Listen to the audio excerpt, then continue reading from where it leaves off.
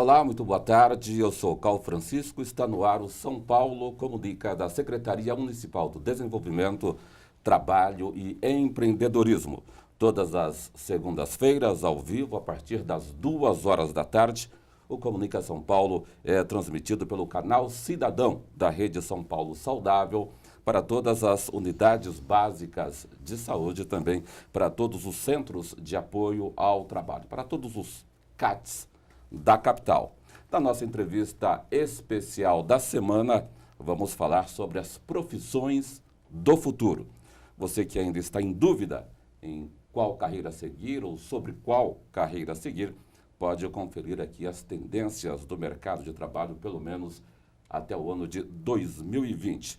E para falar sobre carreiras do futuro, nós recebemos hoje o coordenador do Programa de Estudos do Futuro, Pro-Futuro, o professor James White, da Fundação Instituto de Administração, a FIA. Participe do programa, ligue a cobrar e faça a sua pergunta pelo número 9090 31 29 90 92. 9090 31 29 90 92. Antes de iniciar a entrevista aqui com o professor James White, portanto, vamos falar de profissões do futuro. Nós vamos aqui destacar a presença de alguns alunos do curso de produção audiovisual da Universidade Anhanguera, Bandeirantes, unidade de Vila Mariana. Eles que estão produzindo também um TCC, um trabalho de conclusão de curso, exatamente sobre as profissões do futuro. Professor, muito boa tarde, é um prazer recebê-lo aqui. Profissões do futuro ou profissões do presente é sempre uma preocupação de quem ainda está na faculdade e também das pessoas um pouco mais maduras. Não é um prazer recebê-lo aqui, professor. Boa tarde, Cal. É um prazer estar aqui, falar sobre as profissões do futuro, falar sobre o futuro. Sem dúvida, todos nós, não só os estudantes, mas todos nós temos que pensar e planejar sobre o futuro. Deixar para fazer as coisas em cima da hora não é eficiente. Importante a gente, de fato, planejar e construir deliberadamente o nosso futuro. E o senhor produziu uma pesquisa sobre este assunto, sobre as profissões do futuro. O que o senhor pode ampliar aí os nossos conhecimentos em relação a este assunto, professor? Eu acho um aspecto até interessante, que eu estava comentando antes, é que nós fizemos 2 pesquisas que eu acho que são muito interessantes nesse aspecto. Uma é, de fato, sobre carreiras do futuro, novas profissões para o futuro. E também fizemos recentemente uma pesquisa sobre o futuro da cidade de São Paulo. Algumas perspectivas de longo prazo sobre a cidade de São Paulo, que tem fortes implicações sobre carreira, sobre saúde, sobre empreendedorismo e sobre o futuro de todos nós. E aí, como a cidade pode ajudar neste processo de desenvolvimento das carreiras? Haveria necessidade, neste momento, de uma reconfiguração do modo de se ver e entender a cidade? Ou seja, os empregos mais próximos de casa, a faculdade, como isso poderia ajudar, professor? Sem dúvida, São Paulo é uma liderança no Brasil, em termos conceituais, em termos de criar o futuro, de pensar o futuro. E a cidade de São Paulo pode mostrar o caminho e abrir muitas oportunidades. Para a cidade de São Paulo, hoje, um dos grandes desafios é que existe um desequilíbrio muito grande entre o morar e o trabalhar. Existe uma densidade muito grande de empregos na região central da cidade, pouca gente morando nas regiões centrais e uma escassez de oferta de emprego nas regiões, na Zona Leste, nas regiões periféricas, na região do extremo sul da cidade, como um todo.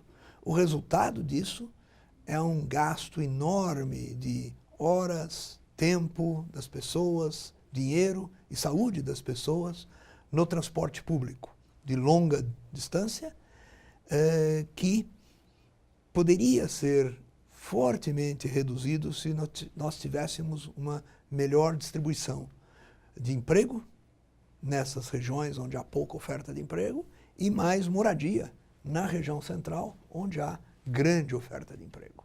Então, esse reequilíbrio é algo importante a ser desenvolvido pela gestão pública de São Paulo ao longo das próximas décadas. E esse processo já começou, professor, na cidade de São Paulo? Existe hoje algumas iniciativas, por exemplo, as pessoas criticaram bastante o Corinthians quando a decisão do Itaquerão de ser feita na Zona Leste, mas de fato o estádio do Corinthians se situa num contexto de ampliação de um polo de negócios, de eventos e de outros empreendimentos na Zona Leste, que é carente de empregos e de negócio. Então, ele está no contexto de um grande plano para a cidade de São Paulo, que vem sendo parcialmente implementado e que precisaria ser implementado com mais arrojo e com uma visão mais clara de futuro. Perfeito. Eu gostaria de voltar aqui à pesquisa, até pela importância do trabalho. Quais são as profissões que têm maior probabilidade ou possibilidade de sucesso no mercado de trabalho no futuro? Uma outra coisa, futuro estamos falando de quanto tempo? Uma década, por exemplo? Eu acho que um primeiro corte seria um corte de 10 anos. Quer dizer, menos do que isso é imediatismo. Tá?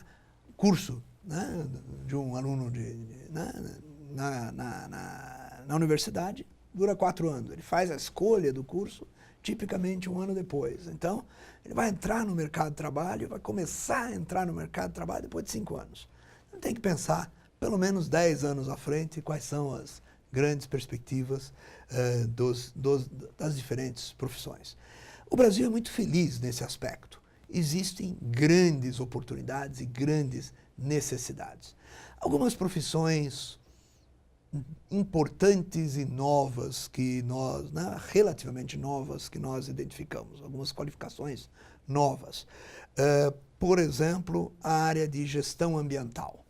Quer dizer, há um desafio enorme de continuarmos a fazer o crescimento do nosso país, a aumentar a produção, e nós vamos voltar a isso. O Brasil precisa multiplicar por 2, por 3 o volume de produção, precisa voltar a fazer crescer a indústria brasileira, que está minguando por diversos... Não está minguando não, mas está em compasso de espera. Né? Então o Brasil precisa investir e desenvolver, por exemplo, essa área, hoje de uma maneira sustentável. Tá? A indústria mais sustentável, a produção de energia mais sustentável, o agronegócio sustentável.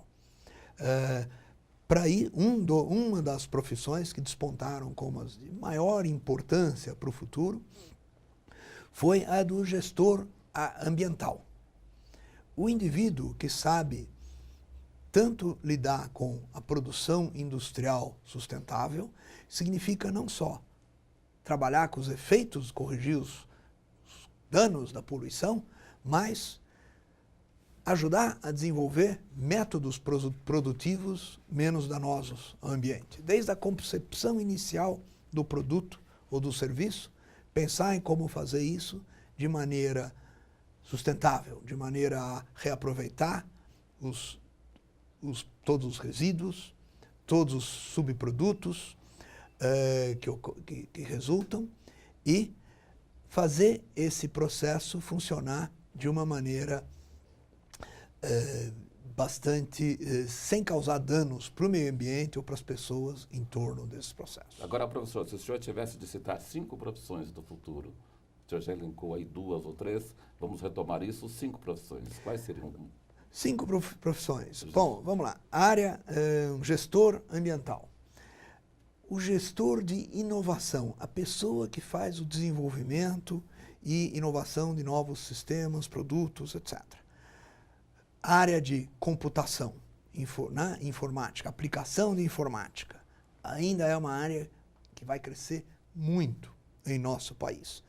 A área de nutrição, alimentação e com uma especialidade até para geriatria, para o atendimento aos mais idosos, mas de uma maneira geral, né, os cuidados com a população mais idosa.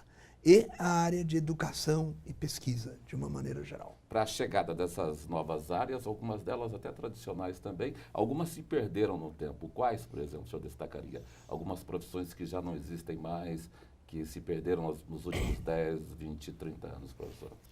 Algumas profissões são extremamente cíclicas, né?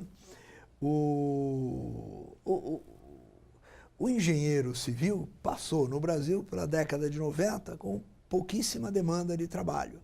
Tá? Hoje, diante de novos investimentos em infraestrutura, tal, a engenharia civil, a engenharia de construção, com competências para criar novos produtos, novos sistemas produtivos e ambientalmente sustentáveis, esse engenheiro civil está em forte demanda. Tá? Nós precisamos reciclar, eu diria, os professores. Os professores precisam aprender a usar todo o recurso da informática e da TI para fazerem aulas, né, atividades interativas para os seus alunos em todos os níveis, desde a graduação até a pós-graduação, de uma maneira muito mais dinâmica e usando um volume enorme de conhecimento que está disponível na internet. O professor brasileiro ainda é muito conservador, professor? Eu tenho a percepção que sim, que o professor brasileiro ele está muito enraizado, né, na ideia de que estar presente na sala de aula é fundamental, a interação com os alunos é fundamental. Isto é importante, é fundamental, mas existe uma barreira à ideia de trazer a internet, trazer a informática intensamente para dentro da sala de aula, tanto para ajudar o professor a desenvolver novos exemplos, novos produtos, novos métodos de aula, buscar novas informações, como dar poder para os alunos descobrirem por si só. E essa é a melhor descoberta. Descobrir como fazer, como analisar, quais os conhecimentos disponíveis, usando a internet, com o professor aí assumindo um papel que é um pouco mais, não tanto do sabe tudo, mas um papel do sabe como. Ele sabe ensinar as pessoas a buscarem seu desenvolvimento, seu conhecimento. Professor, em instantes nós vamos para o intervalo.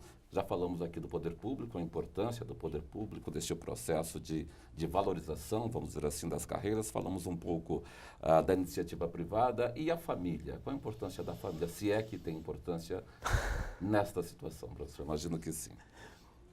Um mundo cada vez mais interconectado por Facebook, Twitter, etc., né? Vem crescendo o uso dos jovens de um referencial dos seus pares, tal como a fonte correta, adequada de informação. Isso é uma novidade em termos históricos. Durante toda a história da humanidade, os pais traziam a experiência, o conhecimento e passavam, e os valores fundamentais, passando isso para os jovens. É fundamental que nós caminhemos com um equilíbrio adequado disso, e um papel cada vez maior da família em transmitir valores, crenças corretas, né, adequadas para os seus filhos, que tenham acesso enorme à informação de todo tipo. Você tem na internet as melhores informações possíveis e as piores. Né? É fundamental resgatar isso. Me assusta a ideia de alguns dados que nós vemos que, por exemplo, a população acredita que a escola pública brasileira, primária, 93% dos pais disseram que é ótima e boa. Não é ótima e boa. Os dados concretos mostram que não, que precisa melhorar muito. Então, e precisamos engajar os pais em fazer essa melhora. Sem eles, não vai acontecer essa melhora de valores, crenças e conteúdo. Tá certo. Ok, professor, continue conosco. No segundo bloco, vamos continuar falando sobre profissões do futuro e essa relação próxima das novas profissões com a tecnologia. Vamos a um rápido intervalo e voltamos já.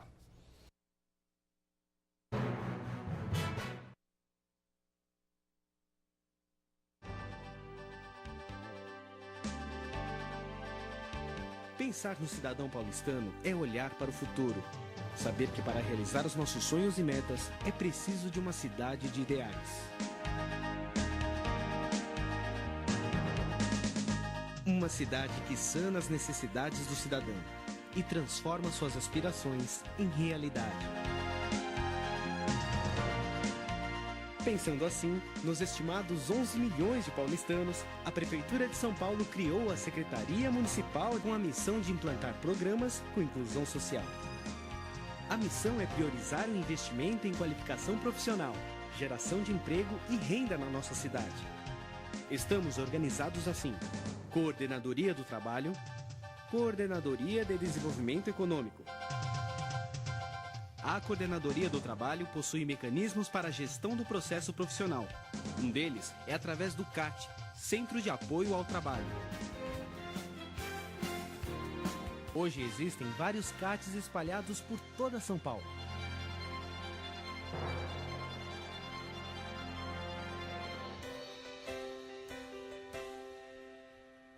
Nos programas de qualificação, a Coordenadoria do Trabalho tem por finalidade ações de promoção da qualificação social e profissional, destinadas aos cidadãos de baixa renda e em situação de vulnerabilidade social. A supervisão trabalha com programas que promovem e incentivam o empreendedorismo na cidade de São Paulo.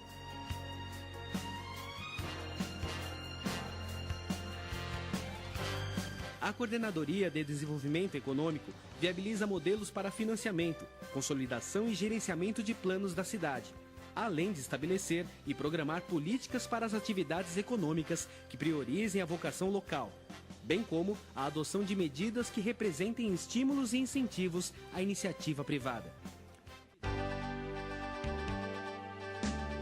Mais que um objetivo, é a vontade de uma cidade unindo cada cidadão paulistano.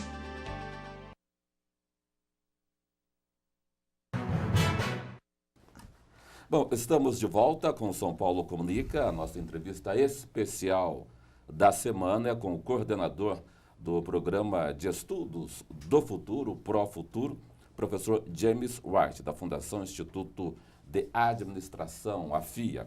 Professor, temos aqui duas perguntas em relação a este assunto. A primeira pergunta é do Rafael, da UBS Jardim Burá. Ele pergunta o seguinte: qual área da advocacia ou do direito estará em alta nos próximos anos? O direito é muito importante como tema geral. Eu diria que vem duas áreas que vêm à mente de imediato, e suportados pela pesquisa. O direito ambiental. As questões ambientais vão ser cada vez mais importantes, presentes, e uma preocupação das empresas e da sociedade. E também o direito empresarial. O Brasil, as empresas estrangeiras que buscam investir no Brasil ressentem-se ainda de muita insegurança jurídica. Então nós precisamos aprimorar nossos sistemas jurídicos e o direito ambiental funcionar melhor para atrair investimentos e emprego para o Brasil. Surpreende, neste caso, a presença do direito empresarial, não, professor?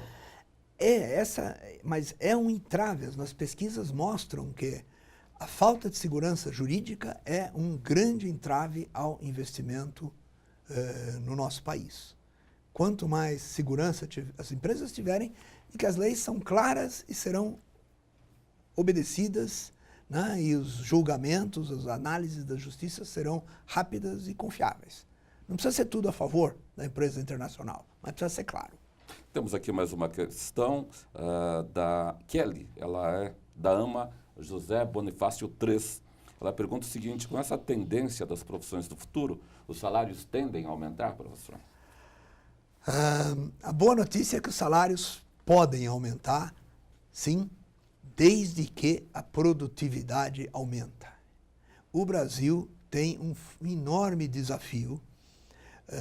Na medida que a população brasileira está se estabilizando em termos de idade economicamente ativa, né, nas próximas décadas, para continuar a melhorar a renda, nós vamos precisar aumentar a produtividade. Aumentar a produtividade não quer dizer trabalhar mais, quer dizer trabalhar melhor. Trabalhar com mais eficiência, usar mais máquinas, mais equipamentos e produzir produtos inovadores de maior valor agregado, produtos e serviços.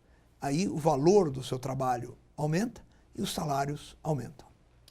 Uma outra questão, professor, aqui já esgotamos as duas questões que nos chegaram, em relação aos grandes eventos no Brasil. Até que ponto esses grandes eventos também ajudam nessa busca pelo aperfeiçoamento profissional? Copa do Mundo do ano que vem, por exemplo. Tivemos agora a Copa das Confederações, foi um pouco uma amostra do que poderá acontecer. E Olimpíadas também em 2016. Até que ponto esses eventos são importantes para que as profissões elas passem por um processo de sofisticação? Esses eventos têm uma grande utilidade em relação ao desenvolvimento e aperfeiçoamento das profissões. Independente do custo de investimento, se foi muito, se foi pouco, né? Foi mais para o muito do que para o pouco, mas o fato é que temos, por exemplo, estádios com um padrão novo, né? E muito melhor. Sistemas de logística, de atender o público com um padrão novo, aprimorado.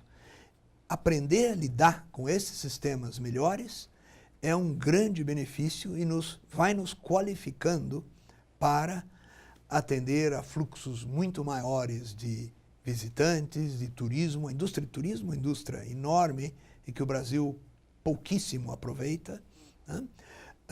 Então, esses eventos internacionais vão nos ajudar a aprimorar não só essa parte de recepção, turismo, como construção, sistemas logísticos, sistemas de transporte, gestão de grandes eventos. São Paulo, por exemplo, está concorrendo a ser sede da Exposição Mundial de 2020 e é um dos finalistas do processo de concorrência, né? Seria uma grande oportunidade para o Estado de São Paulo sediar esse evento de repercussão internacional. Pois não, professor. Estamos falando do futuro, mas discute-se muito no Brasil, há 10 anos e hoje também, o chamado apagão da mão de obra. Como a gente falar de futuro, sendo que em 2013 ainda vivemos esta situação, professor? Então, o apagão da mão de obra é mais um problema de qualificação da mão de obra e falta de produtividade, né, do que falta de mão de obra em si. Então, o desafio é a qualificação.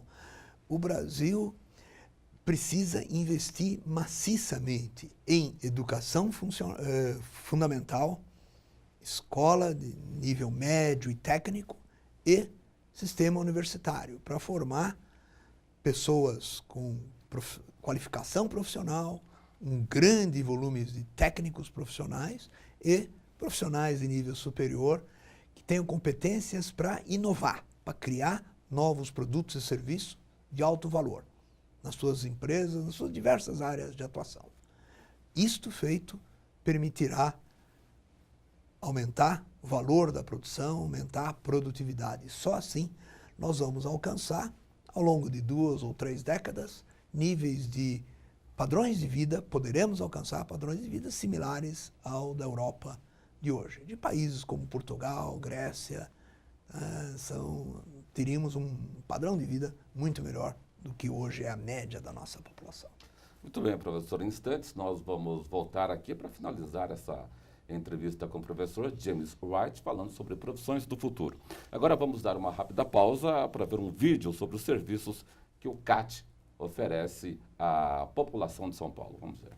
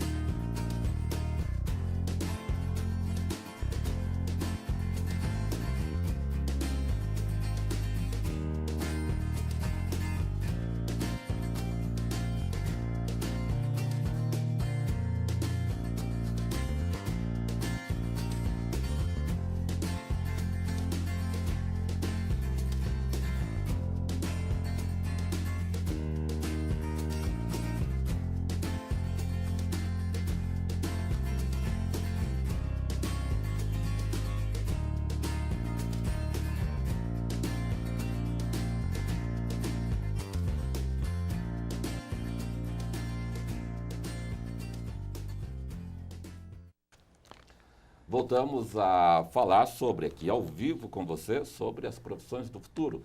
Sempre uma preocupação do adolescente, do jovem, do adolescente, por que não dizer também das famílias. Conosco, o professor James White é responsável por uma pesquisa importante sobre este assunto. Para você que tem alguma dúvida, esperamos poder, de alguma maneira, ajudá-lo a fazer a melhor escolha. Na faculdade, normalmente, o aluno, eu conheci, falando sobre esse assunto, conversando com uma amiga há uns 10 dias, ela me disse o seguinte: olha, meu filho, ele fez vestibular para medicina, para engenharia e para psicologia. Quer dizer, é comum, é normal isso, professor? Daqui a 10 anos, que profissional será? Embora algumas pesquisas digam também que a interdisciplinaridade ou disciplinariedade ela seja importante para o profissional do futuro. Mas como entender a cabeça de um jovem que chuta para tantos lados assim? Não, de fato, a decisão, né, sobre que profissão seguir a uma idade de 17, 18 anos é uma decisão de enorme responsabilidade e que é difícil de tomar bem feita, né?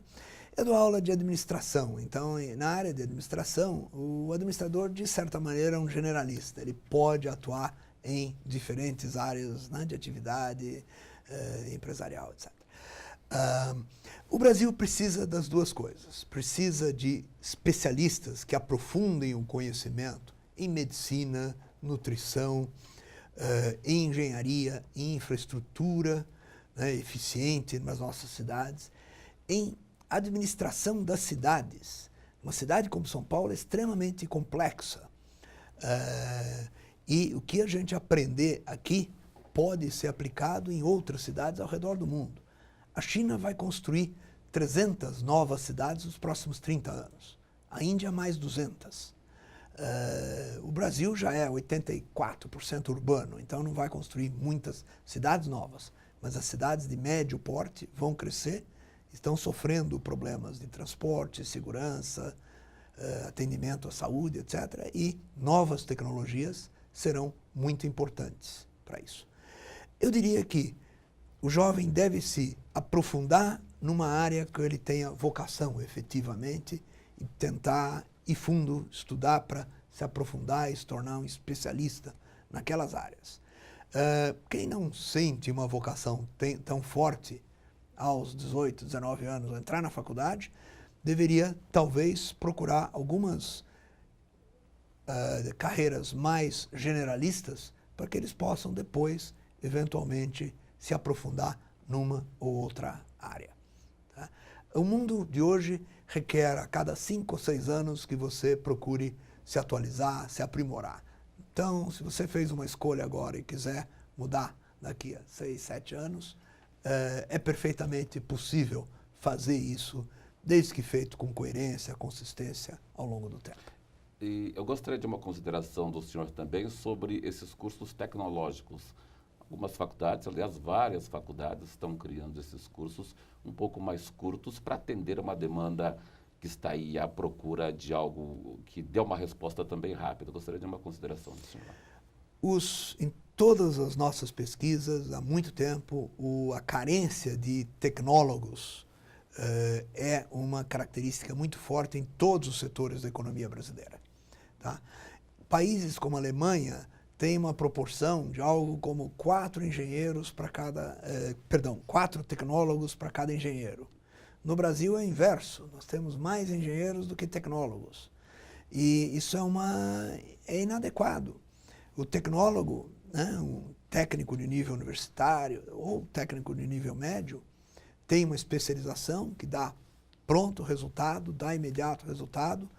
Em vários países, os salários iniciais são iguais ou superiores ao do curso universitário e existe uma grande carência no Brasil de pessoas com formação técnica para suportar o desenvolvimento do país. Professor, infelizmente o tempo é curto, o assunto é longo.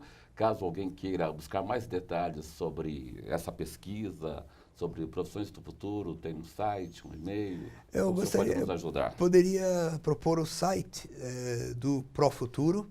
O site é www.fia.com.br. facaindioamor.com.br/profuturo, sem acento, profuturo. Ok? E lá vocês vão encontrar muitas das pesquisas que são feitas de forma pública, tá? E também contato, etc., para conversar, conhecer um pouco mais sobre o nosso trabalho de pensar o futuro. Professor James Wright, muito obrigado pela sua participação aqui no São Paulo Comunica. Espero que o senhor volte outras vezes para conversar conosco sobre este e vários outros assuntos importantes da cidade e do Brasil. Obrigado. Obrigado, foi um prazer estar aqui. Portanto, hoje conversamos com o coordenador do Programa de Estudos do Futuro, Profuturo, professor James Wright, da Fundação Instituto de Administração, a FIA. E agora, Davi Nascimento tem as informações de vagas de emprego e cursos do CAT. Davi Nascimento, boa tarde. Boa tarde, Cal. Boa tarde a todos. Semanalmente, os CATs oferecem diversas vagas de emprego para áreas como assistente administrativo, atendente de telemarketing, balconista, vendedor, porteiro, entre outras. Para se candidatar às vagas, compareça pessoalmente a um CAT com RG, CPF, carteira de trabalho e PIS. O atendimento é de segunda a sexta, das 8 da manhã às 5 da tarde. E atenção, de 11 a 19 de setembro, o CAT Vila Maria receberá inscrições para o curso gratuito de manipulador de alimentos em pizzarias, em parceria com a Didio Pizza. Os interessados devem comparecer a um dos CATs da Zona Norte com RG, CPF, carteira de trabalho e PIS. Os endereços dos CATs estão disponíveis em www.prefeitura.sp.gov.br/trabalho. Na coluna São Paulo Variedades, até 31 de dezembro, o Clube Escola Lapa oferece aulas de jump ao público em geral. As atividades acontecem às terças e quintas, das 16 às 17 horas da tarde. Os interessados devem comparecer à Rua Belmonte 957, com RG. Menores de idade devem comparecer acompanhados pelos pais ou responsáveis. Até junho de 2014, o Teatro SESI São Paulo recebe a temporada da comédia musical A Madrinha Embriagada, dirigida por Miguel Falabella. As apresentações acontecem de quarta a sexta, às 21 horas, aos sábados, às 16 e às 21 e aos domingos, às 19 horas, na Avenida Paulista, 1313. É com você, Cal. Ok, chegamos ao final do programa. Você acompanhou o São Paulo Comunica, uma produção da Assessoria de Comunicação da Secretaria Municipal do Desenvolvimento, Trabalho e Empreendedorismo. Muito obrigado pela sua presença, pela sua participação. Uma ótima tarde, uma ótima semana.